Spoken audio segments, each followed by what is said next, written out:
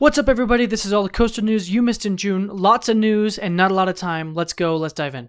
Over at Michigan's Adventure, they're doing a fun promotion program where everyone named Zach gets 50% off at the gate.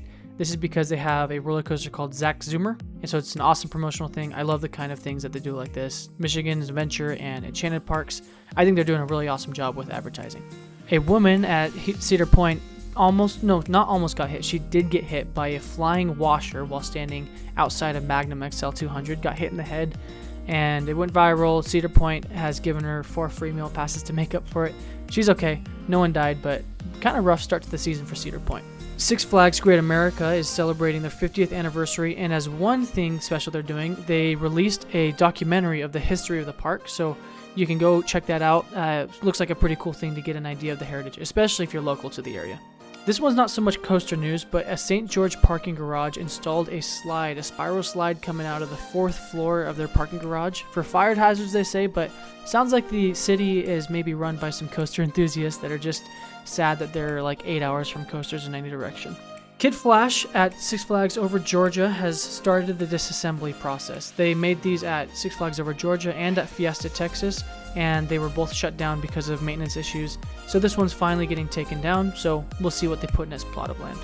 Kind of sad, I don't really know the full story here, but at Disneyland on Tiana's Bayou Adventure, the old log ride, a 13-year-old tried to get out at the top of the drop, and you can see in video he just slid all the way down. He was taken to the hospital and later dismissed or let go out of the hospital because he's fine, but must have hurt pretty bad. I don't know if he was a teenager trying to do a dumb, I don't know, prank or something funny, or if, I don't know, maybe he just got scared and just tried to bail out of like instinct. Here's some rides that got stuck. Jetstream got stuck in a weird way out of the track. People in the Sky Screamer, the swing ride at Six Flags Over Georgia, got stuck in the air for a few hours. Not fun. Top Thrill 2 got stuck at the very top of the top hat, which no one was on it, and I don't know if that was intentional or not, but it's kind of funny to just see it stalled up there. It would not want to be that person. And Siren's Curse got stuck vertical twice this month, so that's probably the worst situation to be in. You're facing straight down, and you're stuck, and you're stuck because the track isn't aligned maybe, so you're thinking, I hope the brakes don't let go and we all die. Fire Dragon at Lagoon, one of their old classic looping coasters, kind of like Shockwave at Fiesta, Texas, similar feel. It was down for a long time, and they finally opened it up again, so it's good to have a classic open at my new now home park, Lagoon. Hersheypark closed on, I think their opening day, because of fights, like a teen takeover is what they call it. People just like punching each other in the face, kind of crazy. It's like, I think parents just dropped their teenagers off for daycare there. And they eventually charged like 50 people, so good for them. They made the policy that I think you can't be in the park unless, like, if you're under 18, you can't be in the park without a chaperone, and they charged like 50 people, so it's awesome to see them taking some responsibility and trying to stop this, because this has been a big thing at parks recently. The world's largest rubber duck debuted at Holiday World. Holiday World is teasing something big, we'll talk about that later, but probably like a water attraction, and I think the rubber duck is just to kind of add to the hype. But yeah, this guy is massive. They just put him up. They take him down on windy days, but big rubber duck if you want to see one. Enchanted parks are losing the Six Flags name. You can see more and more they are taking out the Six Flags name. Like instead of Six Flags St. Louis, it's Enchanted Parks, or Mid-America by Enchanted. I don't know about that name, but some people might like it. But it's just interesting to see Enchanted taking its own branding. They have not been wasting any time with this. The Runaway Mine Train at Six Flags Great Adventure has gone through a lot of restoring and repainting work, so that's good for them. A bit of a surprise too, but Six Flags Over Georgia just announced yesterday on June 30th that Georgia Goldrusher would remain closed for the entirety of the rest of the season. I guess they need to make some enhancements and maintenance improvements, so hopefully that's not something that's going to lead the ride to be destroyed, because I've heard it's pretty fun. I would like to ride it before it's gone. And if you got to this point and like what you're seeing and haven't subscribed yet, please feel free to subscribe. I will make a new coaster news video every month in addition to other videos every week, so join the channel, join the team. It's going to be a fun ride. Looney Tunes Land opened at Magic Mountain, and it looks awesome. A lot more focus on interactive free play and just retheming, repainting of stuff. Good job for them. Vampire, a Vekoma SLC in Walibi, Belgium, is announced to be closing. It's going to close in October 2027. These aren't the most popular models, but I know that it could be a classic for the people in the area, and it means they've probably got a new big project on the way if they need to tear that down for the land it's on. Now, over in Silver Dollar City in Branson, Missouri, we have something big they're making. Rumor has it it's a Mack roller coaster, and it's just a huge area with lots of theming. We don't really know that much. We just know that footers have gone up and the area is really big. And so we'll give you some updates in the next Coaster News videos, but just keep your eyes on them because they're doing something massive. A new trademark was filed by Six Flags for Gargantuan Vertical Vengeance. People speculate, is this the name for Project Purple, which we previously thought was Phantom Spire? Who knows? Over at Fun Times Park in Ohio, Ace gave a grant, like a roller coaster restoration or preservation grant to Ohio because they are preserving Time Warp, which is probably the last Herschel Might Mouse, which is a kind of like wild mouse coaster in existence. So good for them. They have this old coaster that's been down for years, and they started the restoration process to hopefully open it in a year or two.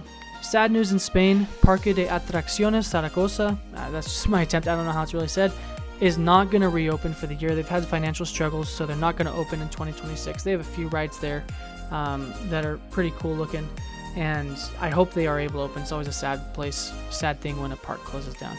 Just something fun I think you'd like to know. At Six Flags Fiesta, Texas, they have done something I thought would be awesome for a while now. It's the after 4 p.m. thrills and meal pass. So basically, let's say you're local and you don't have the energy to go to a park for the full day. You just want to go from 4 p.m. until closing time. So like 4 to 9, that's like 5 hours. For $40, now you can get a single day ticket where you go into the park after 4 p.m. and get a free meal as well. So, free meal and 5 hours in a park for $40, not bad. Smart move by Fiesta Texas, we'll see how it works out. I hope it sticks around. I think it's really cool to help people come into the park for a time that fits them a little more and maybe, I don't know, catch their nephews at the end of a busy day without breaking their knees off. Fast and Furious Hollywood Drift is coming along fast in its construction in Orlando. This is the controlled rotation launch coaster, just like the one that's going to open up in Hollywood Studios, and it looks like it's going to be super epic. Construction is moving super fast, and even though the one in Hollywood Studios is opening this year, something tells me the one in Orlando is going to be twice as cool, so just keeps getting cooler. Much cooler looking than that right now, though, is Fast and Furious Hollywood Drift at Universal Studios Hollywood in Southern California. Now, they have tested with people, we've already seen that, but now they've been testing with their employees, just a full train of employees riding, and it looks like they're having a fun time. Just watch this for a little bit. It's a pretty cool ride to watch. I think this will be one of the rides that people will just stand and stare at because it looks so good. Still no opening date for this though, so we'll see when they finally decide to open it, but it's gotta be this, like in July, right? Because if they're running it with full trains of people, it's gotta open this month. Back to Hersheypark. Hersheypark has announced sadly that Tidal Force is going to close at the end of this season. They're probably gonna, make use of its land for something useful, and so that's a bummer. Go get your final rides on Tidal Force if you're in the area. But also, it's kind of funny, Dorney Park posted right after with a savage reply, basically saying, hey, this one's not closing, come ride our Tidal Force, or equivalent. X2 at my old home park, Magic Mountain, has caught fire, not from the fire blasters, but like the palm trees and the shrubbery around, like in the plot of X2, got a pretty big fire. Luckily they were able to put it out, but it's been dry. Like, I'm up here in Utah, and we've been having fires all over the place, so it's been a pretty dry year. Is a B&M coming to Lagoon? We have a hint. We have a shipment that someone found. I don't know how people find this stuff. It's crazy. But a shipment someone found from B&M to Lagoon. So people are thinking, are we getting a B&M hypercoaster? I don't know about that. Like, I know that where they took out Jetstar 2, there's a plot of land that's relatively small that I think they're going to do like a Vekoma family boomerang, a racing Vekoma family boomerang or something. But so people say it could be nothing. Maybe it's just replacement parts for their Fire Dragon, Colossus Fire Dragon ride, because B&M does do replacement parts for those. But a year or two ago, Lagoon did get a permit from Farmington for a roller coaster over 150 feet tall. So that would be pretty cool. That would definitely put Lagoon even more on the map if they got a B&M, B&M Hyper. At Carowinds, they finally announced the attraction they've been teasing for some time with the hashtag What's in the Woods, Rip Roarin' Falls. It's the record-breaking super flume. It's going to be the world's tallest and fastest. It's also going to feature the tallest backwards camelback there is. So this is going to take you up to 100 feet in the air, and drop you at speeds up to 50 miles an hour. So that's going to be pretty awesome. At first I was thinking, oh, that's not that big.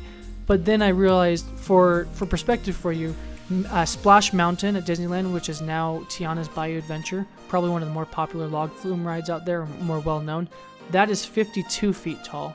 So this is about twice as tall as that big drop. So if that puts it in perspective, this thing's going to be awesome. Czechia is getting their first wooden roller coaster, and this is at a park called Miraculum.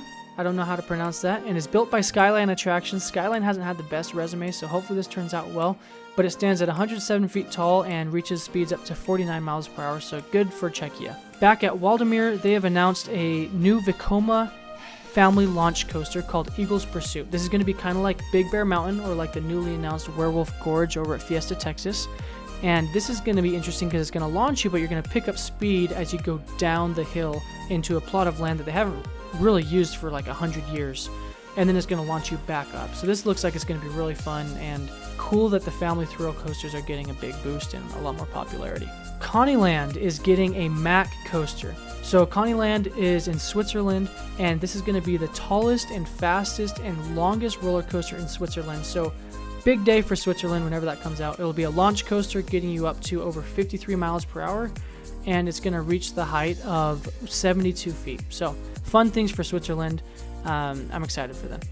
All right, good news, then great news, then sad news out of Dallas, Texas is Tormenta Rampaging Run over at Six Flags over Texas was testing with people on it, which got a lot of people recording it. The testing looks amazing. And then they announced the opening date of June 26th, which was awesome. And then they put out a few days later that actually we're having some testing delays. We don't have an opening date right now, and it got pushed back. So it's almost open, but I hope this doesn't turn into like a quantum accelerator kind of thing. Anyway, I think it's going to be open soon, but I think they got to figure some stuff out. Hopefully it's nothing too serious. Over at Great Adventure, the Shoreline Pier area has finally officially hard opened. And this is probably the fastest construction project I've seen in a long time in the coaster world. This is a boardwalk area with a bunch of flat rides, some of them relocated, some of them shipped from Six Flags America. And then also they have Barrels of Fun, which is the relocated ride, the Wild Mouse, spinning Wild Mouse ride from Six Flags America. And that's now all the way open. And the only construction project that I think I've seen go faster than this is the Phantom Spire, Gargantuan Vertical Vengeance, whatever weird name you want to call it. The big Project Purple Spiral Extreme Mack spinning coaster ride. It has been topped off of the tower, and now it's beginning to do the upward spiral. And so it's almost complete. Like, I think next month you will see a complete roller coaster, which is awesome. Like, they're not set to release this until next year, but they've already pretty much finished the entire structure. A+ for planning by Great Adventure. Over in Frisco, Texas, Universal Kids Resort has finally, it hasn't like opened. It's supposed to open on July 1st, which is the day this video is coming out. But it's soft open, and the internet has been blowing up with all kinds of people mocking it for its limited scenery, especially like the Shrek ride and the Minions Rapids ride. It is kind of funny. It just looks like a concrete, I don't know, like an empty concrete thing that you go through.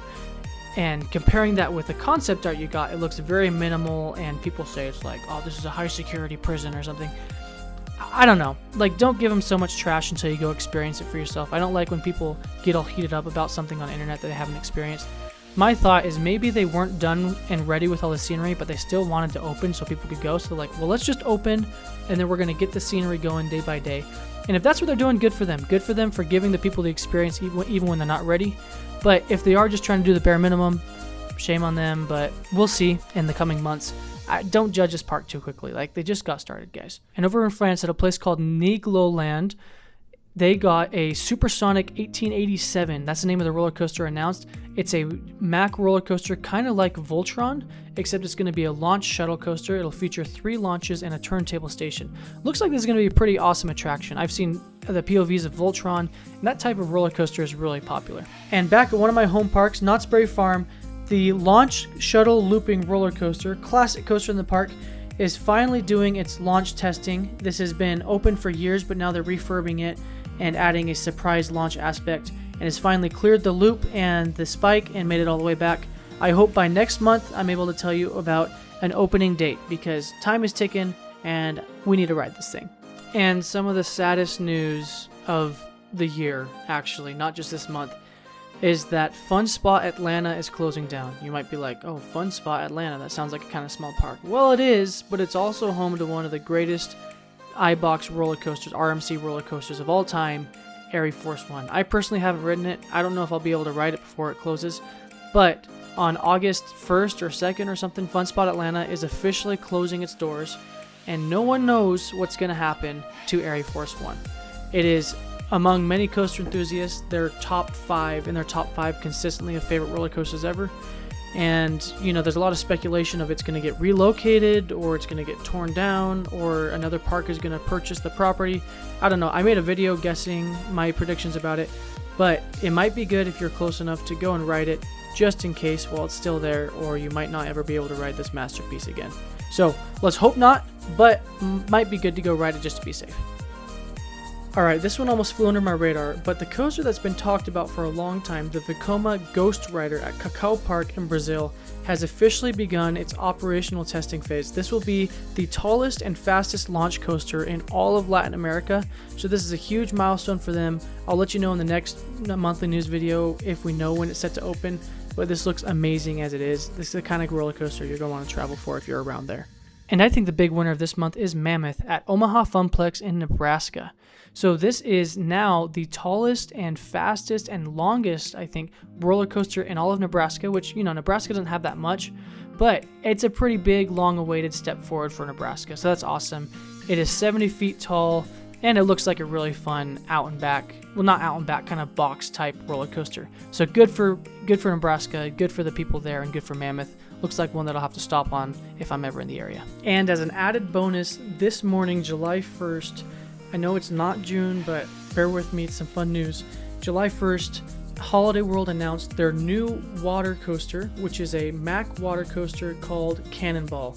It's going to drop riders from 90 feet in the air, and they're going to go up to 45 miles an hour. Seems like a fun addition. Not going to change things, but it's going to be a really fun attraction for families and keep people riding over and over again in the park. So exciting stuff for them. This is their biggest single attraction investment in park history, which is crazy to me to hear that, because I feel like every other, like the Voyage, but I guess these things are pretty expensive and it's a lot of theming and landscaping. So good for them. Exciting times. There's your little bonus for today. And that's a wrap on this video. If you liked the video, please like it. And if you're new here and want to stay in the loop for more content like this, make sure to subscribe and hit the bell icon, and it would really help out the channel too.